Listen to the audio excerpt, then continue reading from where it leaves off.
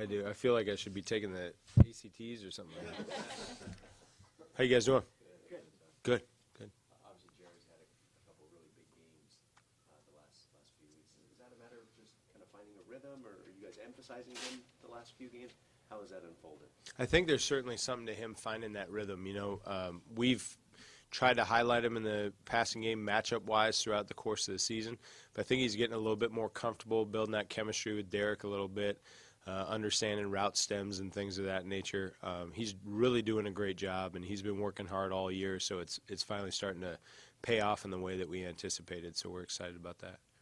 He's been a downfield threat quite a few times. How much is his natural speed kind of maybe open things up? Yeah, it's certainly a big part of his skill set, is that long speed. He's such a long stride guy, so he can, cover a lot of ground without a lot of steps. And he's got that length to be able to adjust to the ball, wherever it may be. So he has a skill set that's good in the intermediate and the deep, and certainly that's something that lends itself to being productive in the passing game. You talked last week about using the time to sort of self-scout and identify what you do well and enhance that, and maybe even throw some stuff out that hasn't been successful. Without divulging anything, obviously, do you think you have narrowed your focus over the bye week on what you like and what you want to do?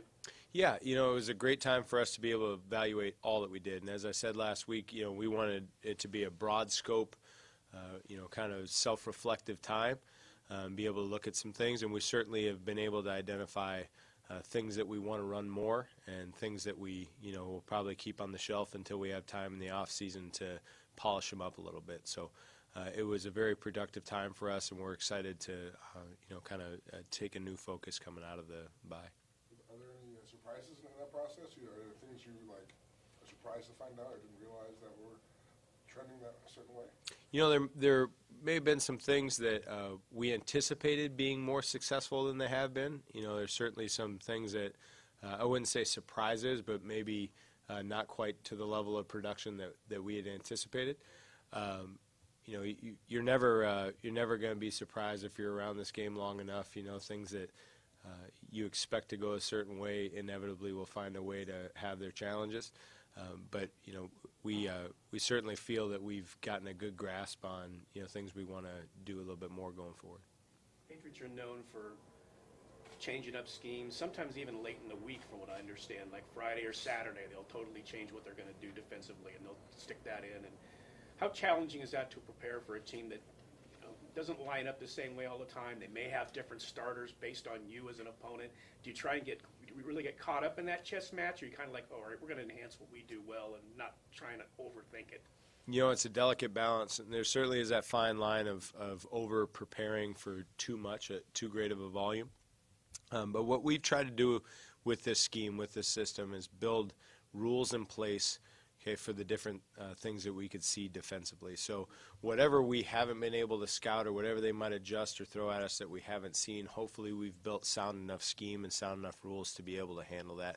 And that just enables us to go play fast. That's the goal of this offense, especially this week, is just go down to Mexico City, play fast, play confident, and let our rules take care of anything that is unscouted. We talked to Reggie late last week, and he was saying that in the run game that the offensive line needed to sustain its blocks longer. How much of an impact do you think that that's had on the running game, the offensive line's kind of role in sustaining holes and gaps? They're a big, powerful group. There's some people movers up there. And just like we were talking about with Jared and his role in the passing game, I think we're all getting a little bit more comfortable with the scheme and with the assignments that we have, within the run game this year. And so collectively as a group, we look forward to that being something that is enhanced as the second half of the season unfolds. Coach, elements like the wind, the rain, and the cold have various effects on the offense. In your experience, how much does the altitude affect your offense? The ball travels further, so we're going to get Derek to no, I'm just kidding. No, it's it's certainly an element that will come into play in Mexico City, but each week has its challenges, and each week has its set of circumstances that you have to prepare for. Coach Del Rio does an excellent job of putting us in a great situation from a preparation standpoint leading up to whatever those challenges may be. I don't anticipate it being something that you will see an affected change on our play because of the amount of preparation and commitment we've put into getting ready for this week. If you look at New England's stats overall, they're worst defensively in a couple categories, but they seem to be surging in terms of points allowed and things like that. What have you seen from them maybe, in the last pocket of games, 3 or 4 weeks? Yeah, I think with the thousands of stats that they have out there nowadays and all the different stat platforms, you could probably find a stat that says, they're the greatest ever in something, and same with us. You could pick us apart with stats, or you could support what we're doing with stats. So I don't pay too much attention to the stats other than the situational stuff. Like you said, they've kept scoring down. They've done a nice job of buckling down as drives have extended a little bit. They've kind of dug their heels in and stopped people from getting in the end zone. They certainly are playing sound defense. You don't see a lot of free runners in their secondary. Their communication seems to be on point. So we're going to have to be on the details of our assignments if we're going to sustain drives, move the chains and score points. Anything you learned from the trip last year, just as a team in general, in doing anything different this week, kind of leading up to the travel Saturday and all that? Yeah, it was a good experience for us, and it's nice going down there a second year. Like you said, just walking into the stadium, the environment, the energy there, it won't be a new experience for us, at least those of us who went last year. So it's nice to have that experience under our belt and be able to deal with the sight lines of the stadium and just how, big the stadium is, the walk from the locker room, things like that.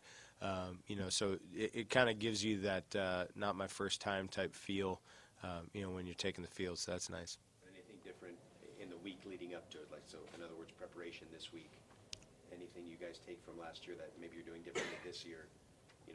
Thursday, Friday, Saturday, Wednesday. Yeah, we've done a couple things from a line of scrimmage procedures standpoint, things like that, just with our experiences from last year coming into play. But without getting too game plan specific or revealing anything, we feel fortunate that we have that experience from last year to rely on.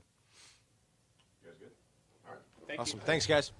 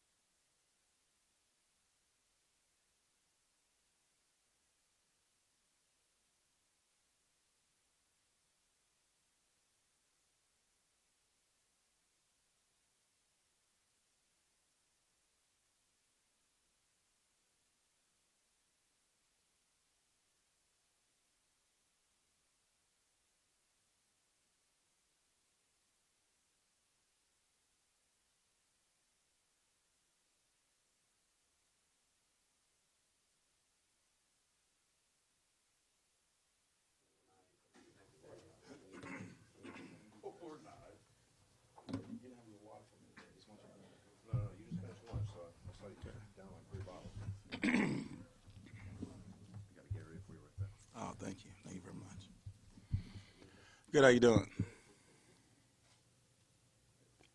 guys talked a lot about making sure that they do a good job tackling. It's been a big emphasis against this team. I'm sure it's a big emphasis every week, but Right. especially so this week. Well, especially so this week because the Patriots do a really good job of underneath coverage. They have guys who really catch and run really well. The backs, the tight ends, the matchups underneath. They catch. They make people miss. They try to match up with your linebackers and safeties, and they feel like their guys are pretty good. And tackling is something we've been really outstanding about all year. This last game against Miami, we didn't do so well, and it kind of stands out, especially when something that we've taken a lot of pride in. So I really feel like our emphasis and what we do well matches up well with what they try to do. Do they do a lot to fool you and trick you, or are they just so good in their execution that sometimes you even know what's coming and they just Right. execute it anyway? Oh, they're really good execution. If you go back to New England Patriots 5, 6, 8 years ago, they're kind of doing a lot of the most similar things, but they do what they do really well. They're a fine-tuned machine. Everyone knows exactly what their role is. Guys know exactly what's expected of them. Obviously, the quarterback is the heart and soul and the one that makes that train run. But really, really good players, really understanding what their role is, and play well against the leverage, run after catch, tough, and playmakers that make plays. What do you see from them in regard to how multiple they are out of full personnel? Well, just like most teams with good tight ends, the tight ends have the ability to run and catch, have the ability to block, ability to do a lot of things spread out and act like wideouts and try to get matchups on your safeties and linebackers. So it's very similar to what most teams do with tight ends who are longer and receiver types, but they seem to do it better than everybody else. What stands out with Gronk when you watch Gronk on film? What makes him special? Well, it's quite obvious. You watch the film; he's big, usually bigger than everybody else, so that kind of helps. And he combines that with good talent. And he wants the ball, and he's the type of guy that you give him the ball comes near him, he's going to catch it. He's going to make plays. So you combine the ability with the size, with the attitude, and with the playmaking ability, and just the durability, able to play hurt, and the things that he's been able to play through. You have the makings of a good football player. Adding to that, what kind of element does Martellus Bennett present? It's kind of like a two-headed monster inside him. Absolutely. Then he comes in at the same time. He's a guy that can block, can catch, smart, has been around, knows the system. And then you'll see more two tight end sets now because he's back. So it's important that we understand that, the different challenges that he brings now that he's back on the team. This is the type of opponent from a personnel standpoint where having Obi, I know, has missed a lot of time. His skill set to match up with tight Right. ends and man coverage, certainly with the options that the Patriots have in that regard. Is he ready for the matchup that these Patriots pose? Well, like you said, Obi, that's kind of the idea you had when we brought Obi in. He's a guy that long, fast, has the ability to match up with the bigger, longer tight ends. And, again, he hasn't been able to be available for us as opposed to he got back for us last week. So we're expecting him to step up. This is the world champions, the guys who have been doing it really well for a long time. So Obi is going to get introduced at a high level. But Obi is very confident. He's been pretty good at what he's been able to do for a long time. So we're expecting him to play at a high level and accept the challenge. Does a guy like Brady with the pedigree and the reputation that he has bring any sort of, intimidation factor in when he steps in the field because he's so accomplished, or does that not happen in the NFL? Well, we all kind of watch the film. When we're not in Super Bowl, we're all at home watching them and the games that he comes back on. So anytime you play well for a long period of time like he has, you gain a level of respect. So I don't know if it's about awe. It's more about respect. And with the guys been able to do it for as long as he's been able to do it, it's a lot of respect. So it makes us, it makes us practice harder. It makes us work harder. It makes us emphasize leverage and tackling. It makes us emphasize being on the same page, which you do for all games. But at the same time, anytime you play the top teams who have played at a high level for a long time, it's important that you want to see how you match up to what they're doing. So, Brady's highly respected, and at the same time, we want to show that we play ball too. You played with Steve Young at the top of his game, Troy Aikman at the top of his game, Hall of Fame guys. What did having those guys do for those teams, for you guys? Well, you just always know you're always in it. There's a guy that is very confident, very capable of always throwing the big play. He's surrounded himself by players who really believe in the ball getting to him. I've played Brady a couple years ago in the Super Bowl with Seattle, and we played very well against him. So I've had some success against him. So I have a good feel for what can be done and what cannot be done. It's just a matter of having the right emphasis and the ability to make the plays. But having a guy like that on the team who's capable of at any point of throwing a deep ball, capable at any point of getting the ball to the right players at the right time, he understands who's around him. He understands how to get the ball to the guys, and he's he's got a long resume of doing it well. Everyone says, to beat Tom Brady, got to make him uncomfortable. With as many looks and schemes as he's seen over the years, you're probably not going to trick him. Is it all about just being physical with him? Right, he's seen it all. You got to make plays. You got to get him off the spot. Sometimes you got to make him think. Sometimes you got to make plays. You have to knock the ball away from the receivers. You have to tackle really well. You have to put together a really solid game because they're going to test everything that you're doing.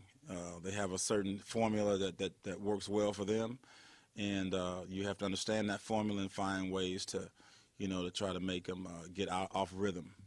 Zach pointed out yesterday that part of that is generating kind of a pass rush on Brady. And do you feel like why do you feel like maybe in some previous games, like in Miami, there maybe hasn't been as much pressure as you guys have wanted, and what can you guys do Sunday to generate more? Well, it's just a matter of the coverage and the rush working together.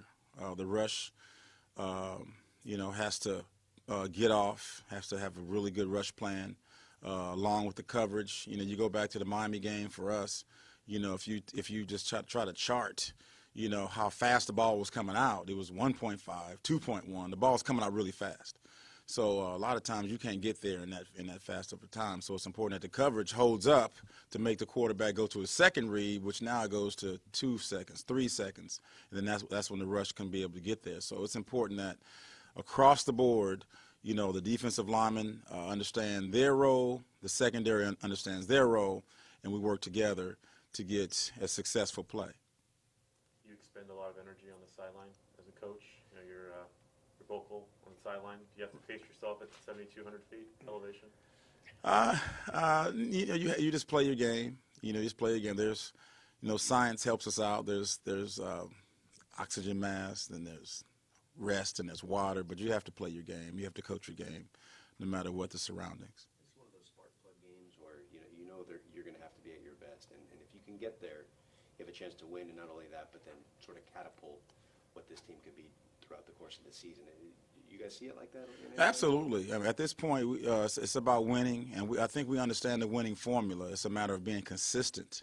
So many times we look so amazing, out of half of football or 3/4 of football. We have to do it consistently for 4 quarters, and there's no question.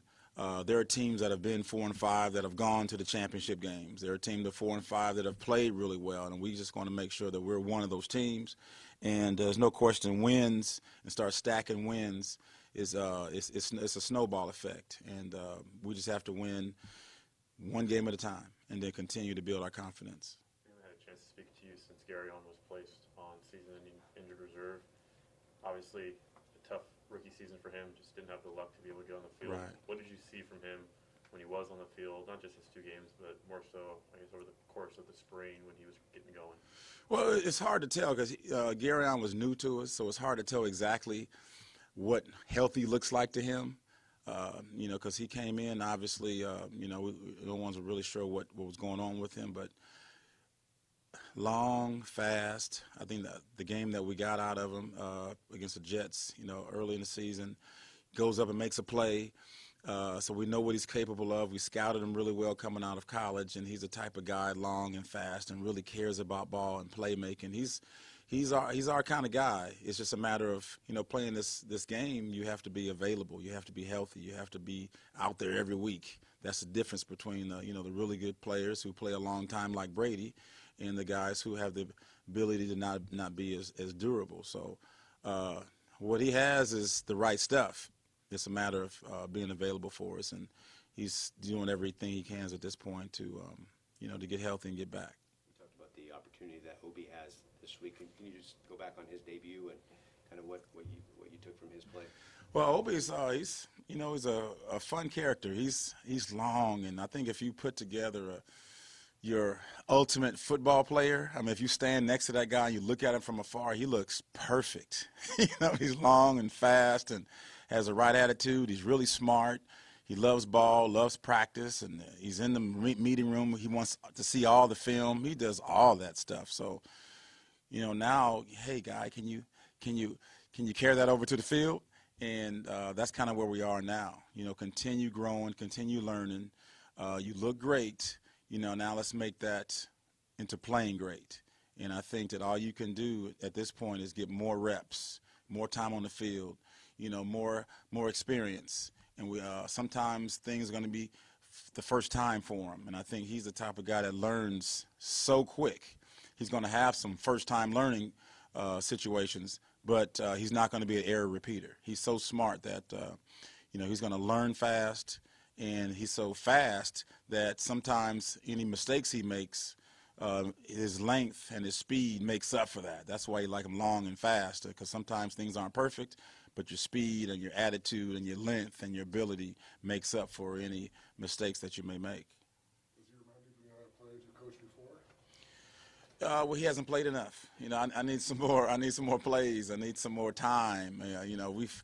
I played for 13 years, and I've been around this game for a long time, so he's got a few plays to make before he starts being compared to the good ones. All right, guys. Thanks. Thank you, Coach. Thank you.